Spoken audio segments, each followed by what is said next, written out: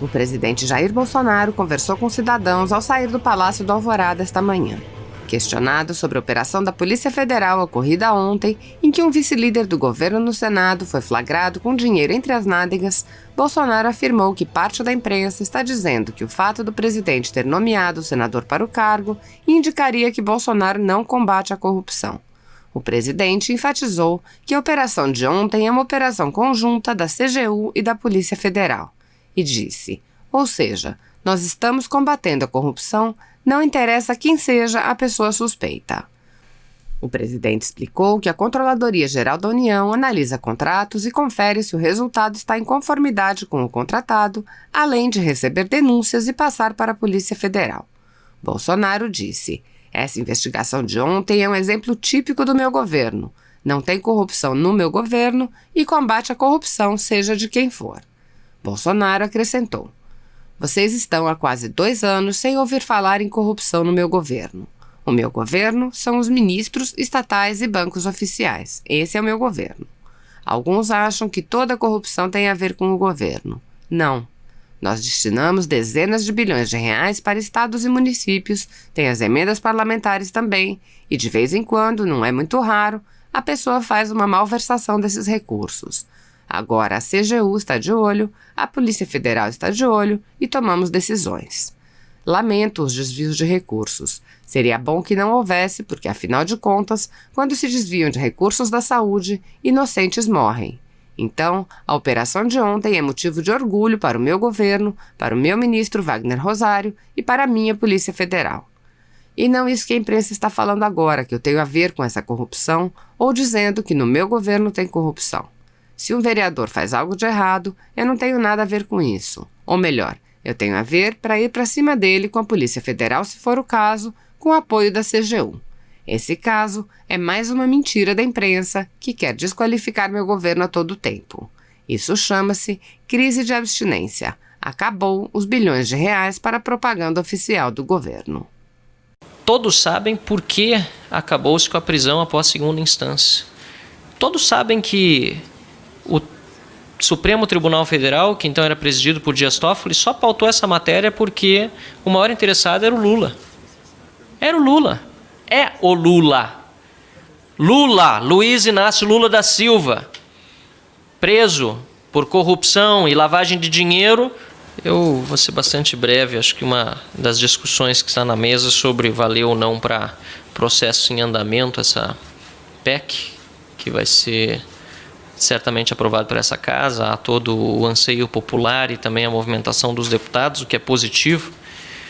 E quero deixar minha opinião desde já que, por ser norma processual, nesse caso, deveria valer para todos os casos, inclusive os que estão em andamento. Aqui na Câmara, todos sabem por que acabou-se com a prisão após segunda instância. Todos sabem que o Supremo Tribunal Federal, que então era presidido por Dias Toffoli, só pautou essa matéria porque o maior interessado era o Lula. Era o Lula. É o Lula. Lula, Luiz Inácio Lula da Silva, preso por corrupção e lavagem de dinheiro, foi o maior interessado na decisão do STF, e o STF, por meio do seu presidente, Dias Toffoli, só pautou essa matéria por conta deste maior interessado chamado Luiz Inácio Lula da Silva. E eu vou dizer aqui, tem gente que não gosta de falar isso em público, mas aqui na Câmara todo mundo sabe, todos os deputados se conversam, os bastidores, senadores, todo mundo sabe, deputada Adriana, deputada Paula, que o Lula foi o maior responsável para que se mudasse essa jurisprudência, o que já é um absurdo em si, porque a lei deve valer para todos e não deve olhar para pessoas individualmente. A Constituição deve ser interpretada de acordo com os valores que estão ali esculpidos e não de acordo com o réu que está sendo atingido por uma de suas, por um desses valores que estão ali na Constituição. E tornar a nossa Constituição maleável a ponto de colocar o país na triste posição de único no mundo em que não há prisão mais para quem está condenado em segunda instância, é algo que é, para mim, como cidadão, principalmente como jovem, inconcebível. Eu quero acreditar num país melhor, eu quero acreditar num país em que todos estejam sendo julgados com justiça, sob a mesma lei. E no caso do Lula, ele foi condenado, aliás, em 3 instâncias. Foi, inclusive, o próprio STF negou-lhe habeas corpus. Então nós temos uma situação anômala no Brasil, que é histórica, em que, a depender do poder da pessoa que está sendo investigada ou do poder da pessoa que é ré, muda-se a interpretação constitucional. Isso é um absurdo. E eu repito, deputados aqui na Câmara, todo mundo sabe. Se alguém quiser dizer que eu estou errado, fique à vontade. Pode contradizer a liberdade de expressão de cada um, mas eu tenho essa, não é nem convicção, nem certeza, essa constatação pelo que a gente ouve aqui na Câmara, que a gente ouve de membros do próprio Judiciário, do Ministério Público, não importa, que o Lula foi o maior responsável por esse atraso para o Brasil, que foi o fim da prisão em segunda instância. Isso precisa ser dito de forma muito clara. Eu quero parabenizar seu trabalho à frente da Frente Ética de Combate à Corrupção, minha colega deputada Adriana. Nós, na comissão mista, na Frente Parlamentar Mista em defesa da volta da prisão em segunda instância, o senador Álvaro Dias e eu, ele presidindo pelo Senado, eu pela Câmara, como seu vice-presidente, também estamos trabalhando arduamente, somos muito cobrados pela sociedade, deputada Paula, não entendem muitas vezes que não é tão fácil pautar aquilo que se quer, mesmo que a sociedade pressione, mas felizmente os trabalhos estão recomeçando nessa área, antes tarde do que nunca e antes tarde do que mais tarde, que os condenados voltem à cadeia. Minha opinião é de que essa PEC deve valer para todos os processos e não só para os novos iniciados daqui para frente. A lei deve valer para todos, é uma norma processual e por isso mesmo ela precisa ser implementada uma vez que essa emenda constitucional seja promulgada e que seja o quanto antes. É isso que espera a sociedade brasileira. Volta da segunda instância, prisão após segunda instância, já. Obrigado. Eu vi o nosso deputado, que é presidente da Frente contra a Corrupção, dizer o seguinte: aqui todo mundo sabe que esta decisão tomada no Supremo Tribunal Federal foi para favorecer o ex-presidente Lula. Mas não é só dentro do Senado, não. A nação toda sabe disso. A nação toda sabe disso. E isso aí é o que me causa mais indignação como magistrada que fui, porque isso desmerece o Poder Judiciário. Isso desmonta a credibilidade do Poder Judiciário. Porque, para proteger nós abrimos a porteira. Podemos, a partir de agora, proteger qualquer com simulacro de interpretação. De forma que esta PEC tem um valor extraordinário no momento em que ela acaba com essa questão que foi inventada. Mas outras situações, outras interpretações podem ser vistas.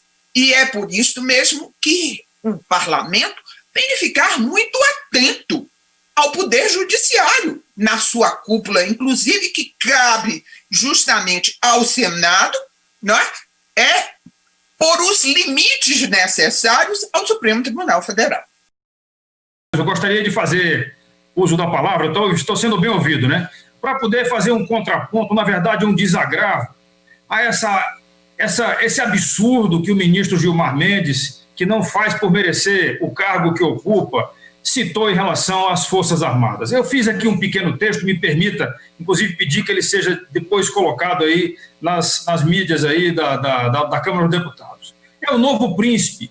A frase de Maquiavel, tá certo, afirmando que os fins justificam os meios, não pode mais ser aceita no mundo atual. O STF tem agido de uma forma que deveria ser repensada pelas autoridades dessa Corte Suprema, as atuais e as antigas. As ações são caracterizadas como sendo uma caixinha de surpresa.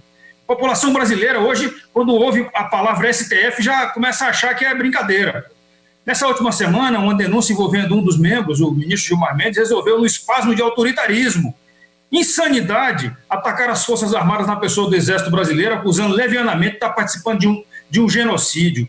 Isso é um absurdo. Esse discurso é um discurso político praticado pela esquerda e pela oposição nessa casa, lamentavelmente, que deveriam, sim, ter a sua imunidade parlamentar preservada, claro, com certeza absoluta, assim como a nossa não está sendo agora na investigação feita pelo ministro Alexandre de Moraes, eles estão tendo essa imunidade parlamentar preservada. O artigo 53 é bem obedecido. Mas, nesse caso aqui, pelo amor de Deus, não é possível um ativismo político dentro do Supremo Tribunal Federal. A gente não pode aceitar isso daí. Na verdade, o ministro, quando se referiu, queria atacar o próprio presidente da República, que repetidamente, por petistas aí, por políticos de esquerda, é acusado de ser genocida. É lamentável isso daí. Discurso político feito por um ministro da alta corte. Onde nós vamos parar? Agora, o pior não é isso, senhor presidente e demais colegas deputados. Ele fez esse discurso no momento que a mídia omitiu a delação premiada do Marcelo Odebrecht envolvendo o presidente do Supremo por corrupção, por ter recebido benefícios e sei lá mais o quê. Então, é lamentável que essa orquestração entre eles ali, isso esteja servindo para desviar o foco nosso da casa, ou talvez até da grande mídia, tá certo? Nós não podemos aceitar isso daí. Como é que pode nós aceitarmos calados a agressão que está sendo sofrida a deputados e um senador? A Casa está calada, o Senado está calado, e é o Senado Federal, de acordo com o artigo 52, é que tem a competência exclusiva de processar e julgar ministros do STF que estejam agindo fora das suas competências. Então, eu lamento muito, eu gostaria de pedir que essas minhas palavras fossem lidas na Voz do Brasil, porque eu assumo a responsabilidade dessas palavras, porque como militar da reserva e como deputado federal, eu tenho o direito de expressar o sentimento daqueles que me elegeram, que me colocaram aqui no Congresso Nacional para falar as verdades, para reagir a esses abusos de autoridade que são caracterizados por essas autoridades que, infelizmente, não fazem por honrar o termo ministro do Supremo Tribunal Federal. Muito obrigado, senhor presidente.